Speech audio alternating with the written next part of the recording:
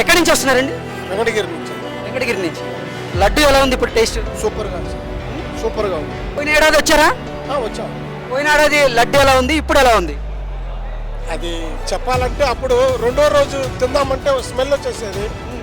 ఇప్పుడైతే 4 రోజులు పెట్టినా కూడా బాగుంది.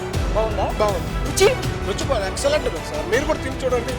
మీరికే ఇస్తాను చేతికి, మీరే తిని చూడండి. పరిమాణం ఎలా ఉంది? అంటే సైజు కూడా గతంతో పోలిస్తే ఇప్పుడు ఎలా ఉంది? సైజు కానీ సైజు నాకు అంతగా ఐడియా రావట్లేదు. ఒకేలాగా అనిపిస్తుంది సైజు మాత్రం, కానీ టేస్ట్ మాత్రం బాగుంది. వాసన చెప్పండి. అంటే గతంలో అసలు వాసన చూస్తే అంత వాసన వచ్చేది కాదు అనేది కూడా కొన్ని ఆరోపణలు ఉన్నాయి. అవునవును. ఇప్పుడు మన గుడి కాదు కదా, ఆంజనేయ స్వామి గుడి దగ్గరే మనం ఉన్నామంటే ఈ స్మెల్ వస్తుంది ఇప్పుడు ప్రస్తుతానికి. ఇది వరకు తయారు చేసే పక్కకు వస్తే దాకా వాసన తెలియదు. అది ఇప్పుడు మాత్రం అది మాత్రం పక్కాగా ఆంజనేయ స్వామి కాడ గుడి కాడ కూడా కొన్ని చూడండి, ఖచ్చితంగా వాసన